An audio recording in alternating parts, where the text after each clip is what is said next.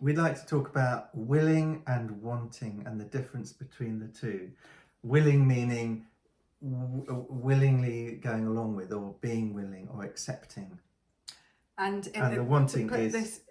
Yeah, sorry. And the wanting is something for me. I'm wanting something for me, but yeah, can I?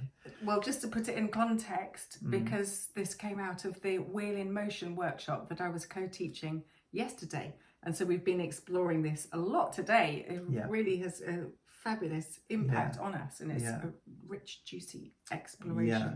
So in essence, the wanting is when I want something, I go out and get it, and I have to be aware of the limits to what the person that I'm wanting something from is willing to take. And just to take that back a step, because many people have no idea what they want.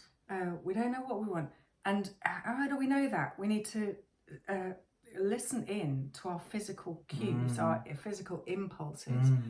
And it might be, for instance, and know that you're worth it, what you want. Know that value yourself, and to value yourself, that I want this and I can ask for it. And to communicate it. And then the risk is somebody may say yes or no. Yeah, that's it. And if you're not sure what you want, that's what you were going to say about not knowing what you want. You often then end up just going along with what your partner wants to do, or whoever else you're with wants to do, and that may not be willingly going along with. You may be submitting to that, but not actually being generous with. This is great. I'm following on in this. So it's a different.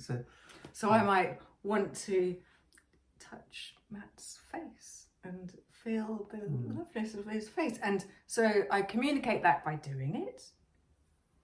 And my willingness is communicated, my accepting of that is, and it's not difficult to accept this kind of thing from Sarah, but so I can easily lean into this and say, this is good. I can go along with this. It's not a problem. It's nice. So, and this is, in this casual environment, this is how we would do this. In a workshop environment, it would be more about negotiation and how you ask this and how you communicate this.